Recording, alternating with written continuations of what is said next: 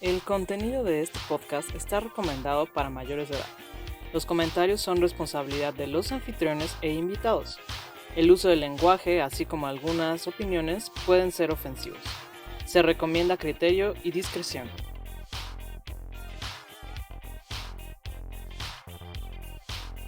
Salud amigos, Salud. bienvenidos a otro capítulo. Salud. Mucha salud. Bienvenidos a otro capítulo de Academia Neta, este podcast de divulgación de la ciencia, pero también del estilo de vida real y humano de académicos novatos. El día de hoy tenemos a un invitado que es un buen amigo mío, que es Raúl Castel. Raúl, ¿cómo estás? Hola Katia, hola Héctor, pues muy bien, muy contento de la invitación, muy agradecido pues listos para platicar un poquito con ustedes y tomar también. Perfecto, Perfecto, Raúl. esa es la... Muy Pues, bien, pues, mi estimado Raúl, ¿quieres empezar tú, Héctor? Dale. pues bueno, pues ya que me das el gusto y el honor de empezar con estas preguntas, pues vamos con la primera pregunta, mi querido Raúl. Pues platícanos un poquito de ti, qué carrera estudiaste, qué posgrado estudiaste, qué andas haciendo ahorita. Pues gracias Héctor, yo estudié Derecho en la Facultad de Derecho de la UNAM, ahí hice mi licenciatura y después tomé dos posgrados, uno en España, que fue un máster, en Europa le llaman LDE, sí, es como una maestría, digamos, pero con otro nombre.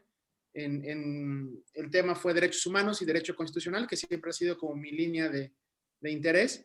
Y después en San Diego, en Estados Unidos, hice otro posgrado un poquito más corto, podríamos decirle como un diplomado más o menos, pero con validez oficial, en juicios orales, en litigación oral. Entonces, pues eso básicamente ha sido mi trayectoria. Sé que no tengo tanta trayectoria como sus invitados y como ustedes dos en la academia, pero la verdad es que el derecho, y ya lo platicaremos, creo que la academia en derecho es muy particular en el sentido que no puedes hacer, o más bien la gran brecha entre la investigación de la academia y la realidad del derecho, pues hay mucha diferencia. Entonces, esa es como mi trayectoria educativa. Oye, Raúl, yo sé, y qué bueno que lo mencionas y que pones el acento desde ahorita en decir que, pues no es propiamente, o sea, que hay como esta diferencia entre sí, puedes hacer un máster propiamente, que no es como una maestría como entendida tradicionalmente en México, y que esto hace como, de alguna manera, marca una diferencia como entre el estilo de vida, digamos, canónico de lo que es la vida académica. Sin embargo, son como caminos que van paralelos, o sea, que en realidad así tanto que se distancien, pues no. Entonces, normalmente en este punto preguntamos a nuestros invitados de qué va su actual proyecto de investigación. Yo no sé si tengas tal cual un proyecto de investigación o más bien tengas como una línea de interés que trabajes ahorita en lo que estás haciendo de tu trabajo y las clases que estés dando. Sí, bueno, mi línea siempre ha sido, te lo comenté hace ratito, el derecho constitucional y los derechos humanos. Desde que iba en los primeros semestres de la facultad me llamó mucho la atención porque la formación que yo recibí en la UNAM y que creo que lamentablemente todavía permea en ciencias sociales en la Universidad Nacional, a diferencia de otras escuelas, era muy teórica, ¿no? Entonces, y la parte práctica la hacían también muy cuadrada. Esta fama que tenemos los abogados de ser cuadrados y de ser aburridos, pues sí que es cierto. Entonces, la parte teórica era muy densa, muy también, digamos, despegada de la realidad actual de que estamos atravesando en México. Y la parte práctica era muy aburrida también porque era muy cuadrada. O sea, nada más decían lo que... Tenía clases que nos hacían, por ejemplo, leer los artículos, ¿no?, de la Constitución. Pues a ver, Katia, párate y lee el artículo primero. ¿Ya? Ahora, Héctor, lee el artículo segundo. Y esa era la parte práctica. Entonces recibí esta formación que no me gustó y el derecho constitucional y los derechos humanos, que además yo estudié en 2011, que fue cuando llegó a este boom del tema en México, la gran reforma constitucional de 2011, pues nos hizo ver el derecho de otra manera diferente, ¿no? Sobre todo porque las normas de derechos humanos, o los derechos humanos más bien que están en la Constitución y en la normatividad, pues son muy interpretables. O sea, tú te lo puedes aprender, tú te lo puedes saber en qué artículo está y tal, pero no sabes qué significa. Por ejemplo, el derecho a la vida digna, o el derecho a la salud, o el derecho a la vida. pues sabes que está en el artículo primero o en el artículo segundo, pero no sabes qué es. O sea, necesitas darle una traducción a la vida real, y eso depende de la argumentación. Entonces, por eso me gustó, porque era como un reto más allá de aprenderte o memorizarte leyes o artículos, y además creo yo que fue la parte, digamos, más complicada de mi carrera también, cuando estaba en la licenciatura y después en España en el posgrado, porque estos derechos, los derechos humanos, nosotros le decimos que son normas jurídicas redactadas en forma de principios, son principios, ¿no? Porque a diferencia de las reglas, en donde hay un supuesto de hecho, una consecuencia, o sea, son silogismos lógicos, los principios están abiertos, ¿no? Entonces, la parte compleja, pero la parte interesante es que tú les tienes que dar un significado, y además solamente en muchos casos, o en la mayoría de los casos, aplicable al contexto muy particular que te llegó, o sea, el caso muy particular. Por ejemplo, el derecho a la salud, pues puede haber una definición, un estándar, pero solamente aplicable a un caso particular. Después se le podrá dar otro significado, otros alcances, otro contexto, y eso es lo que me ha gustado mucho. Entonces, por eso empecé con el derecho constitucional, por eso empecé con los derechos humanos, y actualmente pues lo ocupo mucho tanto en las clases, estoy dando clases a nivel licenciatura y a nivel posgrado, y también en mi práctica profesional, ahorita en la Suprema Corte, pues que es un tribunal constitucional. Entonces yo estoy como pez en el agua, porque es mi tema, y todo lo que se mueve ahí es lo que yo he estudiado, pero la diferencia es que lo vemos en la práctica, o sea, cambiamos vidas literalmente, ¿no? O sea, una decisión que se toma a esos niveles le cambia la vida a la persona que lo está promoviendo, ¿no? O los hijos, o la familia. Entonces, son situaciones de mucha responsabilidad, pero que al final del día, y supongo que esto vamos a hablarlo después, se ve que la teoría puede ser aplicada literalmente para cambiar una vida de una persona que no sabe ni de cuestiones académicas, ¿no? Entonces, eso creo que es lo que más me gusta ahorita. Oye, Raúl, y digo, ahorita mencionaste algo que es como importante esto de, o sea, digo que creo que es relevante también de la pregunta de Kate, o sea, justamente de esto que dices, lo que estudias, ¿no? O sea, porque el derecho, pues como dices, estudias leyes y la parte práctica es, pues recítame la ley, ¿no? O sea, y justamente en la semana, causalmente me encontré con ya sabes, un meme, un texto pequeñito, pero que decía y que lo compartía de hecho una abogada, y decía, es que entre las ciencias sociales, los de derecho son como los que menos comprenden, o sea, comprenden a la sociedad. O sea, ellos como que comprenden el texto de lo que debería ser la sociedad y de cómo debería manejarse, pero no comprenden como tal la sociedad. Digo, quisiera saber cuál es tu opinión de esto, y también qué estigmatización tienes tú al respecto de, pues como abogado en estas áreas académicas. Sí, la verdad es que es una cosa muy, muy cierta y muy lamentable que esta crítica, este meme, que los memes son muy sabios, ¿no? Katia, tú tienes una amiga que está haciendo una tesis de memes, ¿te acuerdas? La Sí, conocí sí, alguna sí. vez. Eh, Sí. pero es verdad, a ver, la gente que estudia Derecho, por lo menos la educación jurídica que se está dando en el país, todavía ahorita en 2021, dista mucho de una sensibilidad social. Está esta pregunta siempre de qué va primero, si la sociedad modifica el derecho, o lo va desarrollando, lo va actualizando, o es el derecho quien, a través de sus instituciones, de su estructura, modifica o va cambiando la sociedad. Creo yo que hoy en día, afortunadamente, ya es un diálogo muy fecundo, este de derecho y sociedad, porque ha habido casos en donde la sociedad, a través de diversas manifestaciones, por ejemplo, las marchas ahorita del feminismo, que está muy de boga, o el tema de los homosexuales, etcétera, han obligado al derecho a tener que regular cosas que no estaban reguladas, y que tal vez ni siquiera se pensaba que se pueden regular. Por ejemplo, ahorita con lo de la pandemia también, ¿no? El e-commerce, o las relaciones entre el teletrabajo, ¿no? El home office, etcétera. Todo esto que hace un año literalmente no estaba previsto en el ámbito jurídico, pues la sociedad, como ente dinámico, pues lo fue modificando. Pero también hay casos muy importantes en donde el derecho, sobre todo a través del Poder Judicial, de la Suprema Corte, por supuesto, ha influido en un cambio social, ¿no? Esto se le ha llamado como litigios estratégicos. Por ejemplo, la marihuana. La marihuana fue un tema que se promovió estratégicamente para que llegara a la Corte y para que se decidiera en términos generales, ¿no? O el aborto también, el matrimonio homosexual también, son cosas que un poquito el derecho ha estado ahí diciéndole a la sociedad, a ver, es por aquí, ¿no? Por aquí es donde tenemos que encaminarnos, pero, pero yo creo que esto es reciente, o sea, tendrá unos 5 años que ha habido este diálogo fecundo, y antes definitivamente era un estado mental y jurídico legal, legislativo. O sea, que la ley era lo que marcaba la pauta de la sociedad. Por ejemplo, si tú te querías divorciar, tenías que cumplir con una serie de requisitos que estaba en la ley, ¿no? Que había hecho el legislativo. O sea, que había interferido en tu vida privada, en tu libre desarrollo de la personalidad, para decirte, a ver, si estás casado y ya no quieres a tu pareja o tu plan de vida cambió, pues no nos importa, necesitas cumplir con esta lista de causales de divorcio. Y si no la cumples, pues no te divorcias. Entonces, fíjense digamos, qué limitante a la sociedad había, ¿no?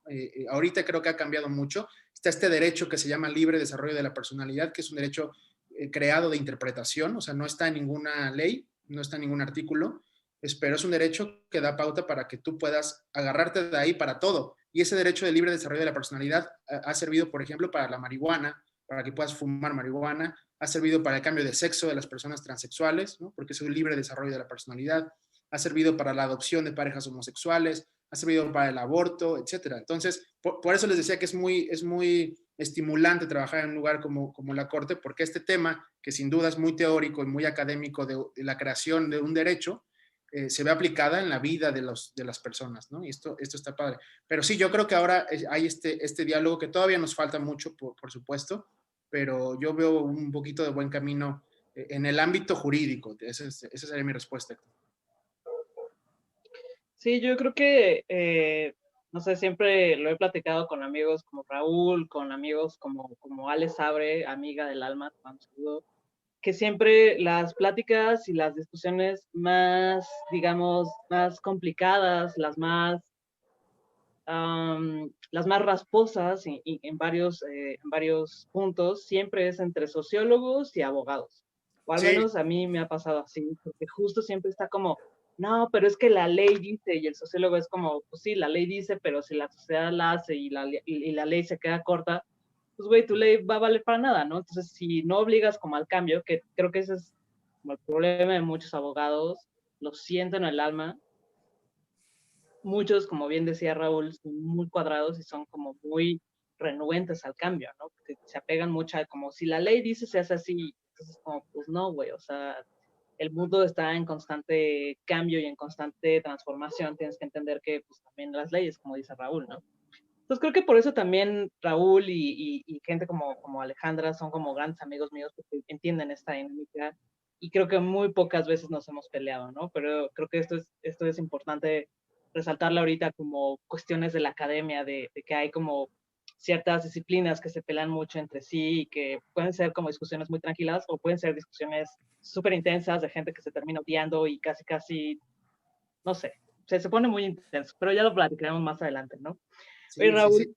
¿y dirías que es diferente estudiar estos temas en México y en otros países? Sí, es muy diferente. Yo creo que también la cultura mexicana, en el término amplio de la palabra, o sea, no nada más en el ámbito social o jurídico, sino la cultura mexicana está muy rezagada en mentalidad de apertura y de reconocimiento de los derechos de otras personas, ¿no? Ayer, por ejemplo, hablaba con unos amigos sobre el lenguaje inclusivo, ¿no? Que si están de acuerdo o no están de acuerdo. Y el argumento de ellos era, pues no, porque la Real Academia dice que gramaticalmente está mal, ¿no? Y ese es el argumento. Bueno, pero oye, hay gente que no se siente identificada, ¿no? O hay transexuales que prefieren ser de otra manera, o sin duda, analízalo un poquito más de fondo y verás que hay un machismo ahí muy fuerte, ¿no? En la manera en que nosotros nos comunicamos. Y al final de cuentas, el lenguaje también está vivo, como la sociedad. El lenguaje es una forma de comunicación, de interacción. Entonces, tiene que ir cambiando, tiene que ir evolucionando, pero no porque la Real Academia dice que está mal, ¿no? Entonces, y este ejemplo de que no podía sacarlo de ahí, creo que viene en todo México. En todo México hay miedo al cambio. Y muchas veces se piensa que por aprobar cosas o por aceptar cosas, pierdes tú algunos derechos adquiridos, ¿no? Yo siempre he dicho en mis clases, por ejemplo, a los alumnos les digo, ustedes vean al derecho como una forma como si estuvieran en un pasillo lleno de puertas. O sea, un pasillo con muchas puertas, y ustedes pueden elegir cualquier puerta que deseen. Ustedes pueden ser, si quieres casarte con una pareja de tu mismo sexo, hazlo.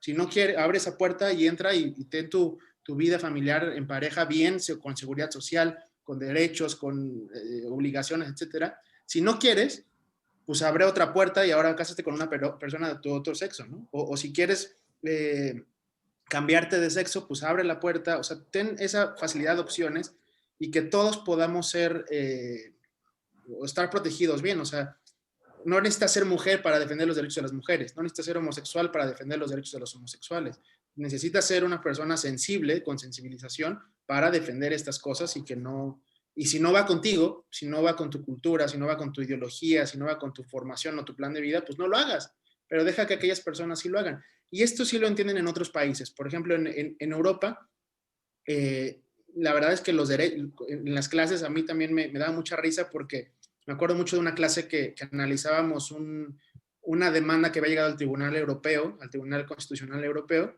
de una persona que vivía cerca del aeropuerto y entonces se quejaba de que los aviones pasaban por encima de su casa y hacía mucho ruido. Y este era como el gran caso, ¿no? Y este caso llegó a la corte y era un análisis de fondo y interpretación y argumentación y tal. Y yo decía, puta, en mi país están diciendo, pues el problema es que se desaparecen y matan a las mujeres, ¿no? Ahorita el caso de Mariana que está en Chiapas o muchos otros casos. Entonces, este tipo de realidades tan diferentes, de realidades sociales muy diferentes y también culturales, porque allá ya era, o sea, todo lo que ahorita debatimos, el lenguaje, por ejemplo, allá la mayoría de los países europeos tienen en sus propios idiomas un tercer como en inglés, como elite, ¿no? Eso, no sé cómo, un tercer género. O sea, ya está, ese debate ya está desde hace 15, 20 años. Entonces, todo lo que apenas estamos nosotros aquí reviviendo y analizando y estudiando, y que en efecto, como dice Katia, son peleas de muerte casi entre profesiones, allá lo tienen ya muy planchado y se dedican a otros temas, por ejemplo, de que vivía cerca del aeropuerto, o temas, por ejemplo, de animales, que también son muy importantes. Allá había temas de derechos de los animales, pero no considerados como animales, sino como personas no humanas, que también abre la puerta, por ejemplo, a los robots, ¿no? Entonces, literal es el futuro, y las cosas que nosotros veíamos, pues sí, comparadas con la realidad mexicana, pues son muy, muy diferentes. Pero esto yo no creo que sea un problema ni siquiera de academia. Y con esto concluyo, creo que es un problema cultural, de que nosotros no estamos abiertos a las nuevas cosas, no estamos abiertos al cambio, y todo lo que vemos nuevo lo vemos como negativo. Entonces creo que culturalmente la sociedad necesita cambiar eso. Y fíjate, una amiga que platicaba con ella sobre género me decía que esto de la palabra culturalmente está mal, porque no es que los mexicanos seamos malos por cultura, sino más bien es como estructural, ¿no? O institucionalmente. Entonces, en lugar de hacer el cambio cultural, hacer el cambio en la estructura de los procesos mentales, en la estructura de los procesos jurídicos, en la estructura de los procesos sociales, para que podamos llegar a este punto. Pero sí, Kate, yo veo una gran diferencia, lamentablemente. Sí, pues yo creo que ahí es una cuestión como muy conceptual, ¿no? Como dices, conceptual, estructural, porque, o sea, justamente, o sea, hablando de las leyes, es como, o sea, yo siempre he pensado que una cosa es la justicia, digamos, como idea, y otra cosa diferente es la ley, ¿no? O sea, porque, por ejemplo, pues porque a lo largo de la historia de la humanidad ha habido una serie de leyes que pues son leyes, pero no son justas, ¿no? O sea, por ejemplo, como en Estados Unidos pues existía la discriminación y era algo legal, ¿no? O sea, era ilegal compartir espacios con entre gente blanca y gente de color, ¿no? Y, o sea, una serie de factores, o en Alemania, o sea, por ejemplo, ¿no? Era ilegal ocultar a una persona de origen judío, o homosexual, o gitana, ¿no? Y entonces, o sea, y nos vamos más lejos, o sea, en Grecia, pues, era legal, pues, tener esclavos, ¿no? Y, o sea, demás cosas, ¿no? Entonces, es interesante el cómo, pues, cómo muchas veces, pues, hay gente que, ¿cómo decirlo? Hace círculos, ¿no? Es que esto está bien porque la ley me lo dice, y porque sé que está bien, ¿por qué sé que la ley está bien? Porque me lo dice la misma ley, ¿no? Sí, y esto es bien interesante porque el nazismo, por ejemplo, o sea, el gran cambiador del siglo XX, del siglo XX en el mundo, que de hecho fue como el parteaguas de los derechos humanos, de la ONU, de toda esta nueva concepción de la dignidad humana, pues fue legal, el nazismo era legal. Y hay un libro muy bueno de Hannah Arendt que se llama La banalización del mal. No sé si han tenido oportunidad de leerlo, pero narra la historia de un judío, Adolf Eichmann, que huye cuando son los juicios de Nuremberg, acaba la guerra, huye hacia Argentina y ahí vive, ¿no? O sea, y se hace un viejito súper buena onda y todo. Y después el servicio secreto israelí lo ubica y va por él. Y cuando lo agarran, pues toda la gente del pueblo en donde vivía decía, oye, ¿cómo es posible? Era zapatero, además era. Entonces decía, oye, ¿cómo que el zapatero es el nazi más peligroso después de Hitler, ¿no? O sea, pero este es el viejito que parece el abuelito de todos y jugaba con todo el mundo. Y cuando lo llevan a juicio, pues él decía, yo solamente seguí órdenes. O sea, mi trabajo como burócrata era levantarme a las 8 de la mañana todos los días, ponerme mi traje de nazi, ir a los campos de concentración y dar órdenes para que mataran a cientos y cientos y cientos de judíos. Terminaba mi turno a las 8 de la noche, llegaba a mi casa con mi esposa, me quitaba mi traje y me dormía. O sea, no soy mal, no soy malo, ¿no? Por eso es la banalización del mal.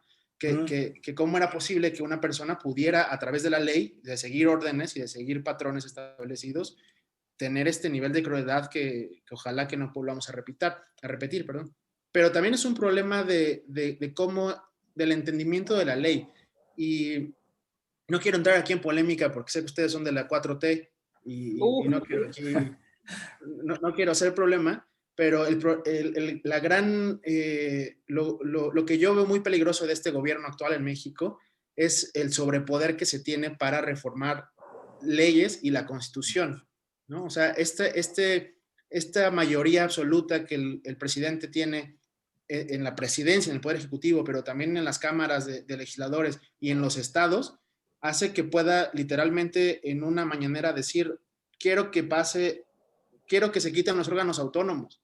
Y esto pasa en 15 días porque así está. Entonces, eso me parece muy peligroso. Creo que debe haber muchos más candados. Y ahí de nuevo es este dilema de la sociedad y el derecho, ¿no? De qué debe elegirse a quién. Porque si la ley se reforma tan fácil, pues los abogados también, digamos, tenemos este compromiso de cumplir con la ley. Pero hay una frase que a mí me gusta mucho, que quisiera aquí decirles también. Un maestro nos decía, porque siempre los abogados o los jueces que tomaban malas decisiones se escudaban diciendo, pues es que mi trabajo es proteger a la ley, no es la protección de la ley.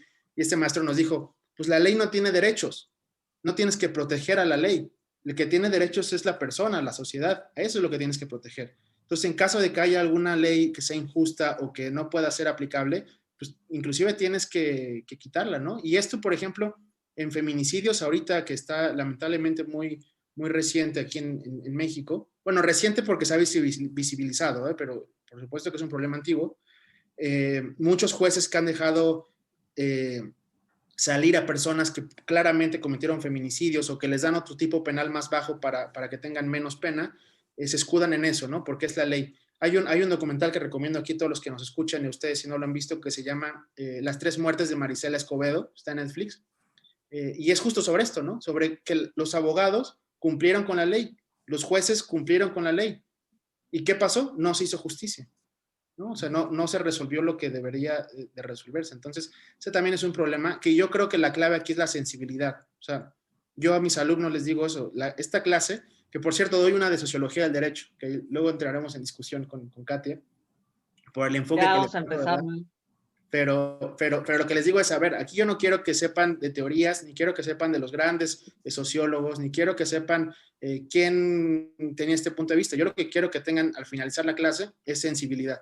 O sea, para mí, desde el ámbito jurídico, creo que la mejor forma de enseñar sociología jurídica es a través de la sensibilidad.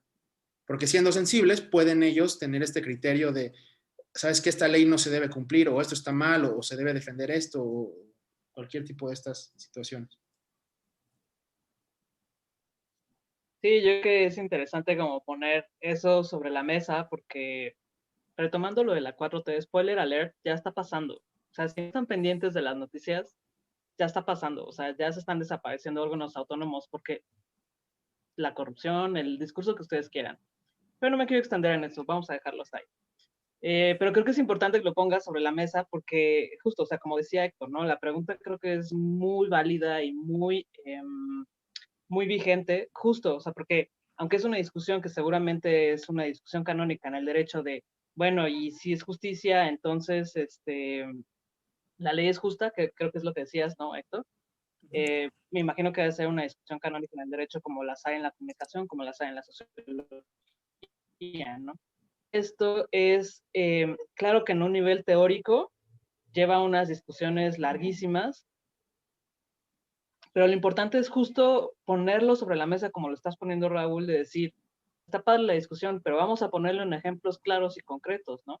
Y tú ya enumeraste varios como para dejar la reflexión ahí sobre la mesa y que la gente pues trate como de decir, oye, sí es cierto, ¿no? Tampoco no es como que la ley se tenga que imponer porque muchas veces pues no es justo, no es justo para la víctima, ¿no? Y ahí están los fenómenos de revictimización y demás, ¿no? Pero bueno, Y también, ¿cuáles serían? Sí, déjame un comentario sobre esto que dijiste muy rápido.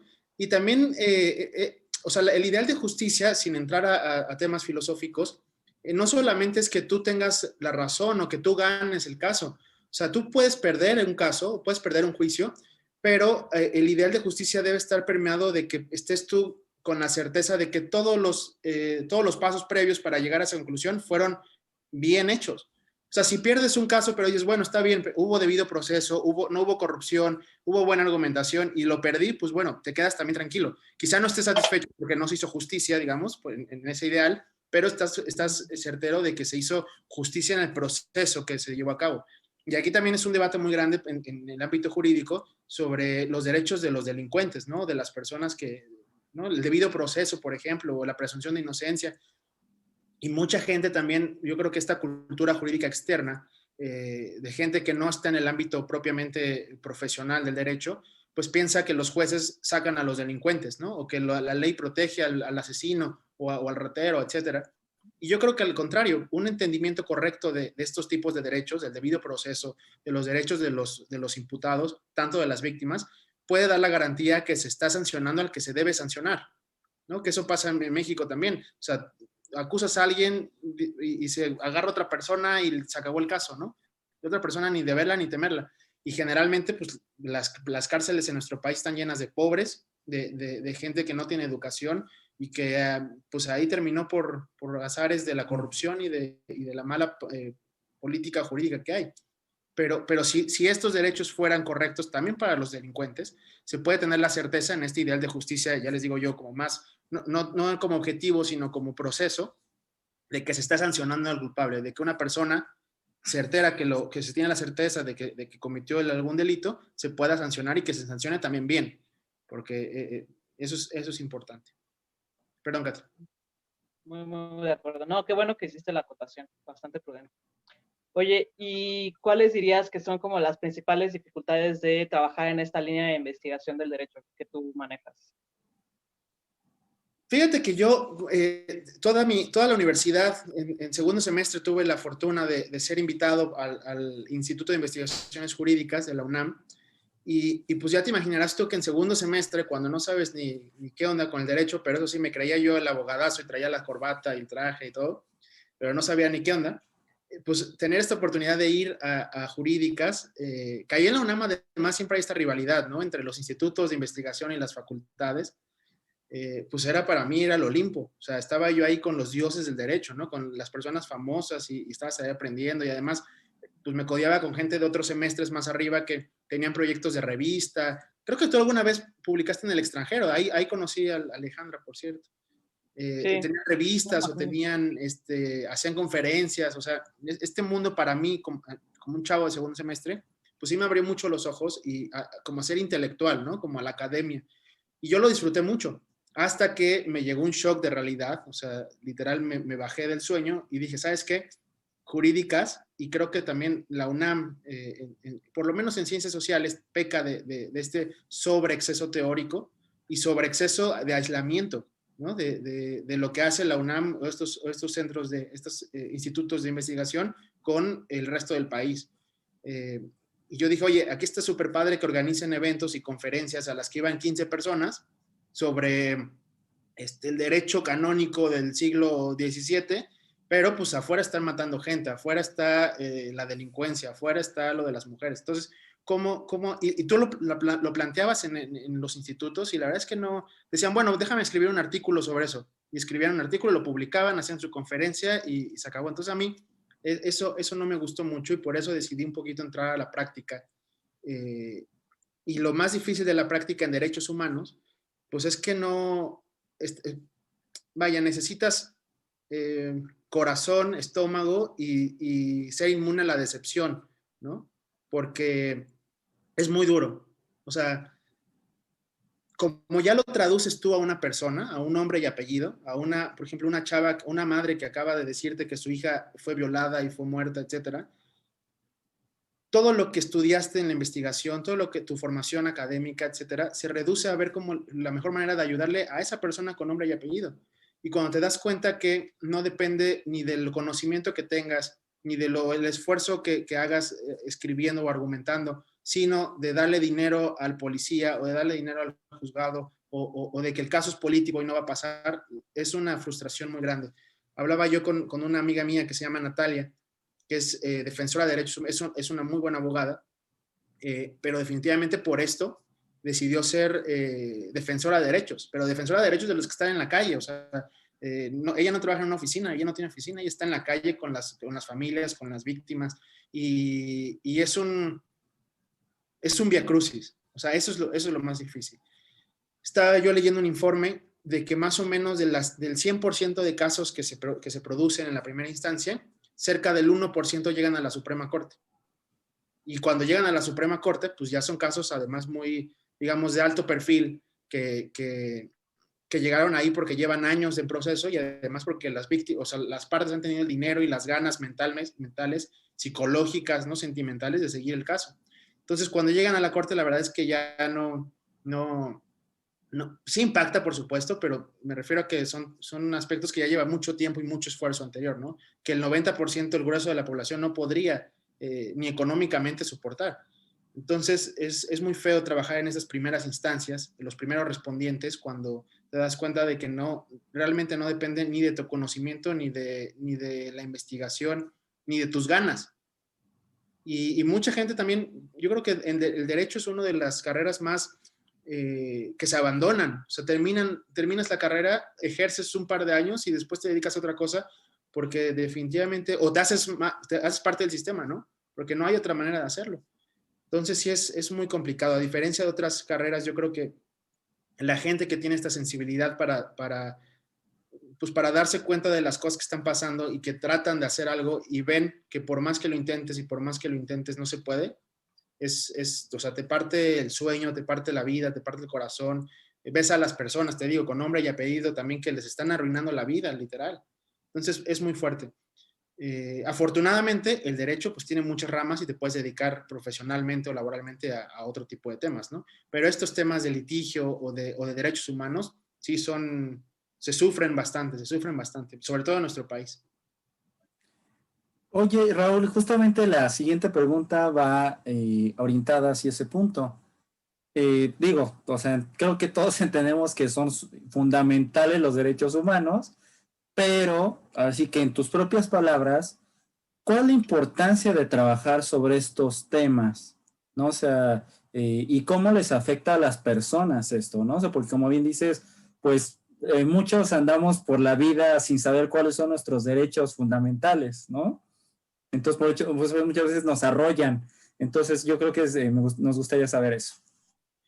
Yo creo que la respuesta a eso sería la socialización del derecho, ¿no? Porque también los abogados tenemos esta fama de que somos muy técnicos y de que hablamos con palabras súper rimbombantes y la verdad es que es cierto, o sea, mientras más complejo sea tu discurso, aunque lo puedas decir en 2 palabras, pero si te lo echas en 15 palabras, pues eres más inteligente, está mal, porque la cultura jurídica que se divide en interna y externa, interna aquellos que conocen el derecho, los profesionales del derecho, y externa, pues la sociedad en general con otro que no tiene esta familiarización con los términos, la brecha se va haciendo más y más gruesa, más y más profunda. Y eso está mal, porque mientras más separados estemos, mucho más complejo es, uno, que se sepan los derechos, que se defiendan los derechos, y también pues construir una sociedad mucho más justa, igualitaria, tolerante, ¿no? La Corte, por ejemplo, ha trabajado en años recientes estas sentencias de lectura fácil, y esto pasó por un tema de discapacidad. Llegó a la Corte un asunto de una persona que tiene una discapacidad mental, y quería él ser responsable de sus propias acciones. Y entonces la Corte lo que hizo fue resolvió el caso, un caso muy complejo que requirió mucha argumentación, pero lo resolvió en una sentencia de 3 páginas. De 3 páginas diciendo, oye, Héctor, tú presentaste un caso ante este tribunal. Nosotros creemos que tienes razón porque sí eres capaz de lograrlo, sí eres capaz de tomar tus decisiones. Entonces, a partir de ahora, lo que tienes que hacer es ir al registro tal para que te puedan dar este poder, ¿no? O esta aceptación. Firman los ministros. Punto. En lugar de todo este rollo de demanda súper complejo que nadie entiende, ¿no? Ni siquiera muchos de los abogados lo entendemos. Entonces, este proceso de socialización al derecho creo que es fundamental para que la gente sepamos qué podemos hacer, qué no podemos hacer. Por ejemplo, esta idea de tolerancia, ¿no? De la que hablaba, no necesitas ser mujer para defender los derechos de las mujeres. Y yo creo que esto se debe permear en toda la sociedad. Y ahorita con lo del feminismo, por ejemplo, también me parece muy grave que en marzo del año pasado, bueno, el primer trimestre del año pasado, cuando brota, cuando explota este movimiento, pues ya mucho más disruptivo aquí en la capital, que quemaban los lugares, que pintaban los monumentos, que dañaban la estructura de la ciudad, muchas veces los abogados decían, bueno, pues es que sí se vale, ¿no? Que estén muy molestas porque las matan, pero no son las formas. O sea, hay un proceso legal que deben servir. O sea, no vayas a quemar el pinche ángel. ¿De qué te sirve? Bueno, pues resulta que, y este es un video buenísimo de una madre que le preguntan justo esto, ¿no? En la marcha. Luego lo comparto y lo ponemos en las redes para que la gente lo vea. Le preguntan a ella, señora, estas no son las formas. O sea, sí mataron a su hija, sí la violaron, sí la descuartizaron, pero estas no son las formas porque no gana nada. A ver qué gana el rayando el ángel. Y se echa ya una respuesta de verdad que te parte el alma, o sea, te destruye como ser humano, y a partir de ahí tienes empatía. Y esta es la palabra, empatía.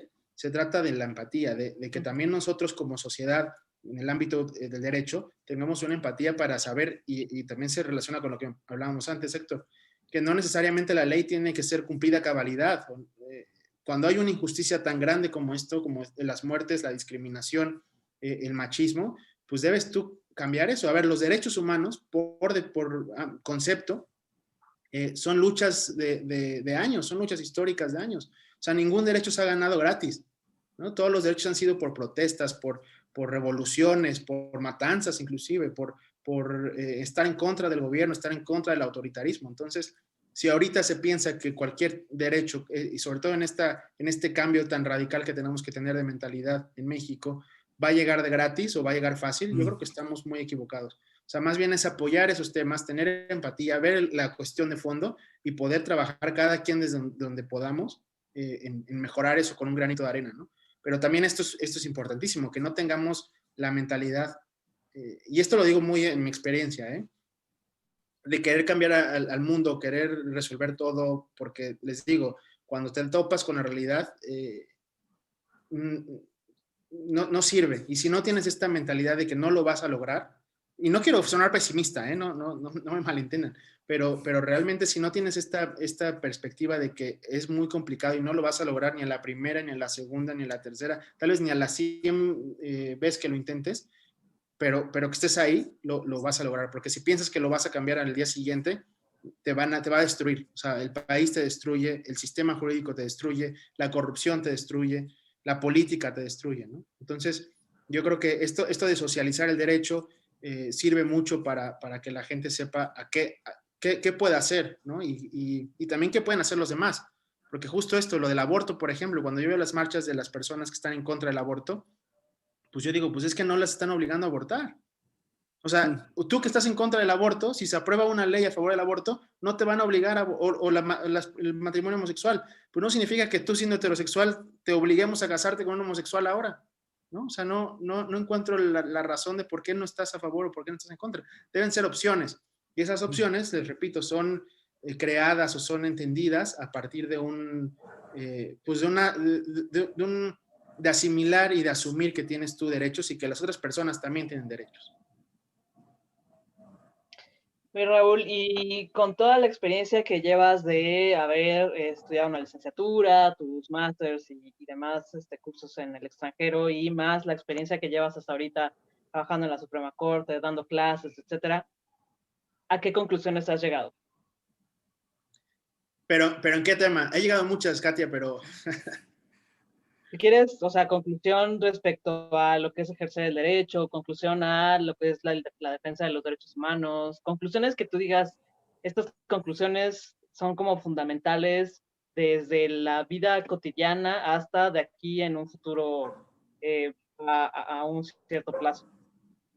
Pues mira, yo creo que por el ámbito en el que me desenvuelvo, la primera conclusión es en el modelo educativo del derecho en México, ¿no? El modelo educativo que debe tomar unas riendas totalmente distintas de las que se está llevando a cabo, darle mucho más importancia al desarrollo de los abogados como resolutores de problemas, porque finalmente eso somos. O sea, los abogados tenemos un papel, como lo decía Durkheim, de resolutor de problemas, o sea, de tratar de calmar los conflictos que hay en la sociedad. Y eso es el abogado. El abogado no pelea, o sea, el abogado no tiene problemas. El abogado es un representante de una persona que sí tiene problemas y que sí lo está peleando. Es un representante, ¿no? De litigante, vaya. Entonces yo creo que este modelo o sea, la primera conclusión del modelo educativo es que debe apostar mucho más a la formación de los abogados como resolutores de problemas, como mediadores, como facilitadores, y no llegar a tribunales, no pelear por lo que sea, no decir, pues lo demandamos. O sea, muchos problemas en materia familiar, por ejemplo, he visto en el trabajo, literalmente llevan 10 años peleados unos esposos, ¿no? Pidiendo dinero, pidiendo los hijos y tal, y al final lo único que necesitaban era discúlpame, ¿no? Me equivoqué, perdóname. Y se acabó. Y todo el asunto se acabó. Entonces, imagínense, o hermanos también con las herencias, o sea, todos estos problemas, yo creo que hay que mediar. Entonces, un cambio educativo para que el abogado sea resolutor de problemas. Y respecto a los derechos, la conclusión que llego es que la gente necesita conocer los derechos, pero también no es obligación conocerlos, es obligación del Estado darlos a conocer, ¿no? O sembrarles esta espinita de que tienen mejores cosas, de que pueden aspirar a mejores cosas. Evidentemente en un Estado que no le importe o que le convenga más mantener a la gente pues más ignorante, como la 4T creo yo, pues ahí está el problema y tenemos un reto muy grande que yo no sabría a qué conclusión llegar. O sea, y esto ya es muy personal, creo que la conclusión más importante es que cada quien, con nuestra vida, con nuestra cultura, con los privilegios que hemos tenido, los aprovechemos para sembrar empatía y sensibilidad, desde donde quiera que estemos. Pero también aprovechar estos privilegios, porque mucha gente, y también eso creo que es algo muy de México, que mientras más cosas tengas, laboral, profesional, económicamente, evidentemente más privilegios tienes, pero si no los sufres, o sea, si no vienes de abajo, no es digno de reconocimiento, ¿no? Y yo creo que eso también está mal, o sea, se vale tener cosas, se vale vivir bien, y no solamente económica, sino laboral, personalmente, pero lo que no se vale es no cegarnos a la realidad de que mucha gente no tiene los privilegios que hemos tenido, partiendo desde los posgrados. O sea, nosotros tres aquí somos el 2% de la población, ¿no? Estamos conectados en internet, estamos con salud, en esta crisis mundial, estamos pues más o menos bien, o sea, estos privilegios no creo que no deben ser reconocidos, sino más bien utilizados para ver la realidad social y hacer nuestro cambio desde donde estemos. O sea, literalmente en nuestras casas. O sea, no necesitas trabajar en la corte o no necesitas hacer investigación de fondo en un instituto, etcétera. Necesitas tratar mejor a tus vecinos, a las personas, saludar, respetar las cosas que debes respetar, aceptar. Y este debate es súper bueno, ¿no? Entre la tolerancia y la aceptación. Porque mucha gente dice, bueno, pues yo tolero a los gays. Pues es que no es que los toleres, más bien es que los debes aceptar. Y este proceso de la tolerancia hacia la aceptación es muy complejo porque es de construir muchas cosas en tu interior como ser humano. Y aquí ya no vale nada ni la academia, ni la economía, ni nada. Es más bien una reflexión interna para saber que las otras personas valen exactamente lo mismo que tú, tengan o no los privilegios que tú tienes. Pero yo creo que esas serían mis tres conclusiones. Pero es muy difícil. O sea, te repito, Katia, salir a la calle o ver asuntos en el ámbito jurídico de litigio, estoy hablando, en el área de litigio, pues es muy difícil, ¿no? Porque también tú tienes que cobrar honorarios, ¿no? Pues también no somos ONGs, ¿no? Hay ONGs, por supuesto, pero pues el abogado también tiene que cobrar honorarios porque pues tienes que comer de eso, ¿no? Entonces, ¿cómo le cobras un honorario a una persona que te está diciendo pues, que le mataron a su hija, ¿no? O que le quitaron a sus niños o que la acaban de secuestrar? No sé, o sea, es muy complejo, ¿no? Y es ahí un balance entre lo que tú quieres para tu vida, porque también yo creo que sin ser egoístas, repito, la sensibilidad debe ser lo más importante y la empatía, pero también creo que todas las profesiones, teniendo este ámbito de privilegios, pues deberían ser disfrutables, porque si tú disfrutas a lo que te dedicas, si tú disfrutas tu profesión, pues lo vas a hacer mucho mejor y puedes tener un impacto mucho mayor en las cosas, ¿no? Pero esto que le estoy hablando, me estoy escuchando yo y me pienso en la facultad de Derecho y esto ya me hubieran a mí linchado, ¿eh? Linchado, porque no, híjole, les digo, o sea, te educan de una manera falsa.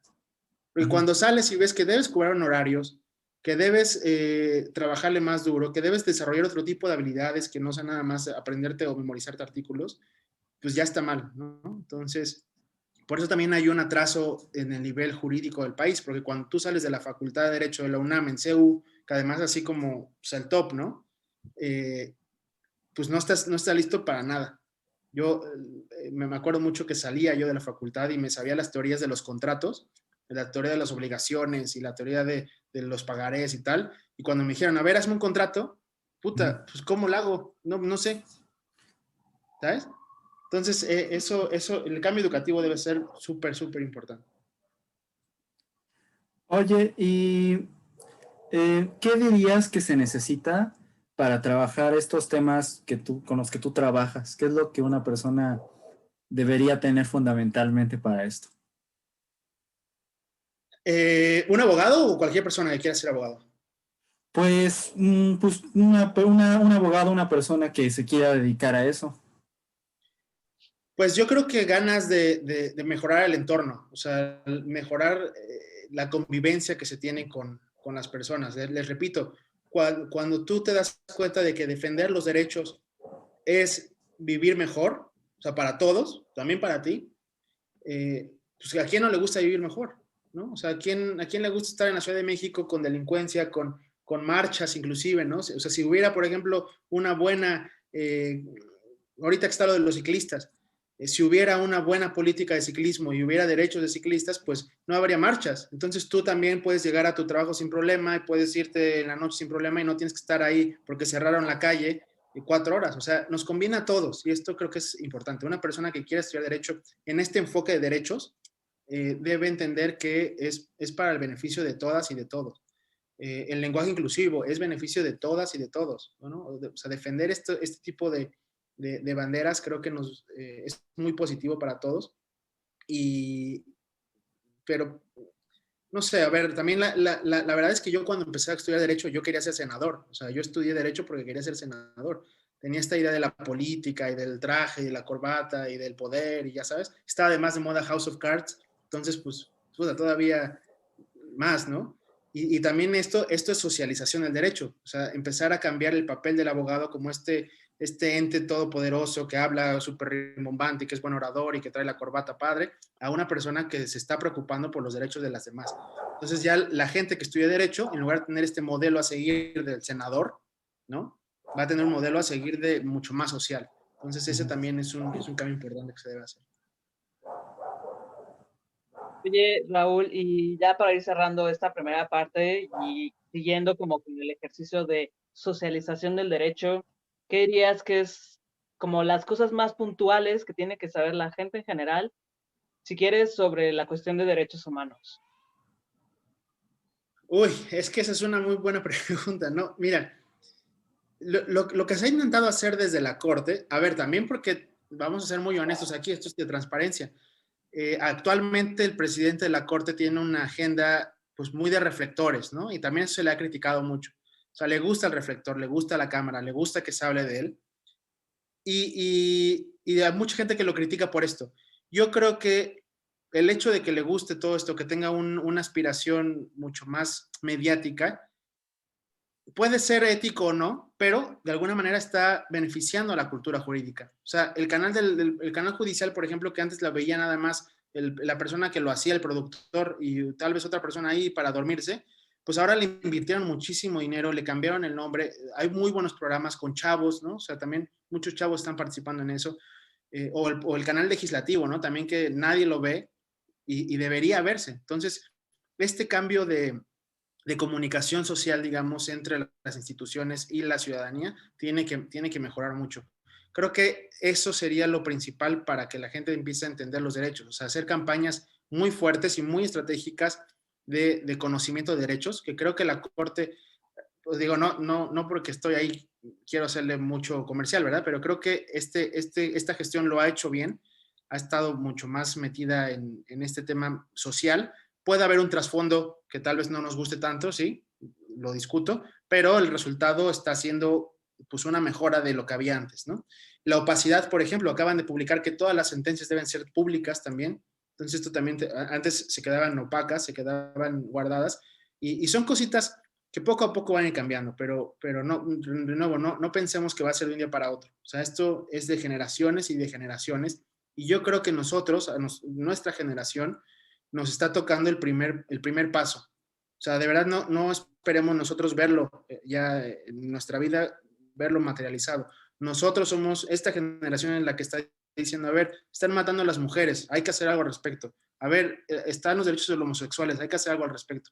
Pero para que permeen la sociedad van a pasar muchísimos años y está complejo, pero yo creo que este primer paso que está dando nuestra generación, apoyada también por las generaciones que nos siguen, pues es muy importante para lograr este cambio.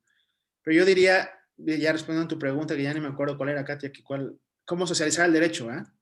Sí, siguiendo con el ejercicio de socializar el derecho, como las cosas puntuales que la gente tendría que saber sobre derechos humanos, si tú quieres. Pues mira, campañas mediáticas, yo diría, por parte de las instituciones, bueno, también hay un riesgo del sesgo, ¿no? De la política. O sea, es que es muy complejo porque viene mucho de materia estructural. O sea, lo ideal es que no hubiera temas fuera de los jurídicos, pero por eso, por ejemplo, a los jueces se les paga tanto dinero, ¿no? Se trata de blindar el poder judicial, y eso también es de teoría constitucional. O sea, ¿por qué los jueces ganan tanto dinero? ¿Por qué los ministros tienen un periodo tan largo de mandato? Bueno, pues para que se blinden un poquito del interés que pueda tener, de tener otro trabajo, ¿no? Por ejemplo, los políticos que se pueden, ahorita estoy yo de gobernador y me quiero ser diputado y entonces ya no le pongo atención. O sea, como que este blindaje que se ha tratado de hacer es para que hagan bien su chamba, que evidentemente no lo logran porque hay mucho más en juego, en corrupción, en delincuencia, etcétera. Pero bueno, esta es como la razón de esas garantías hacia el Poder Judicial o hacia los abogados en general. Pero pues yo diría que eso, una buena estrategia mediática por parte de las autoridades. También nos corresponde a nosotros como ciudadanos empezar a sembrar la semillita. Si damos clases, por ejemplo, sembrar esta semillita a nuestros alumnos, a nuestras familias, hacer lo que podamos, creo yo. O sea, las pláticas familiares, por ejemplo, son fundamentales, ¿no? Las pláticas entre amigos. O sea, cuando tú puedes dar algún argumento que a ellos les brinque, yo creo que hiciste ya lo correcto, ¿no? O cuando tú puedes en las clases hacer que un alumno te diga, que a mí me pasó, fíjate, había una señora como de 65 años tomando clases, y la primera clase me acuerdo que nos metimos a temas de aborto, ¿no? Porque además a mí me gustan mucho estos temas donde la gente pues brinca, ¿no? Debatibles y muy controvertidos. Y esta señora se paró y dijo, ¿sabes qué? Respeto tu clase, te respeto a ti, profesor, respeto a mis alumnos, pero el aborto jamás, bajo ninguna circunstancia, porque Dios y porque no sé qué. Bueno, le dije, órale, esta es la primera clase, son 6 meses, vamos a ver qué opinas en 6 meses. O sea, te voy a dar yo argumentos, no convenciéndote, sino más bien para que tú puedas tomar una decisión ya informada. Y al final de la clase se paró a decir, ¿saben qué? Sigo en contra del aborto, pero ahora defiendo a que haya un derecho al aborto, ¿no? O sea, defiendo el derecho de la mujer a decidir, porque ya entendí que sin importar mi información o mi ideología, tienen derechos. Y entonces le aplaudimos todos, ¿no? Y para mí como profesor, pues fue creo que una realización profesional más importante de que una persona, además de esa edad, que ya tienen como las ideas muy a fondo, haya cambiado esta perspectiva de entender que no se trata del derecho, sino de los derechos en plural. Esto es importantísimo, ¿no? Entonces, sembrar esta semillita de empatía, de sensibilidad, de decir, a ver, si me estás diciendo tú que no deben pintar el ángel de la independencia, bueno, ¿tú qué harías si te matan, te descuartizan, te violan a tu hija?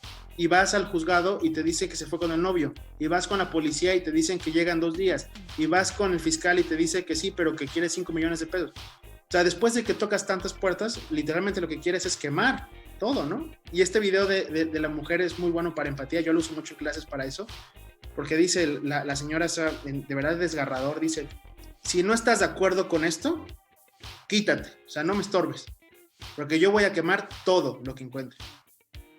Y híjole, te abre mucho los ojos, ¿no? Entonces, yo creo que la respuesta sería eso, como cada uno desde donde podamos sembrar esta semilla y esta curiosidad por los derechos. Creo que eso sería lo mejor.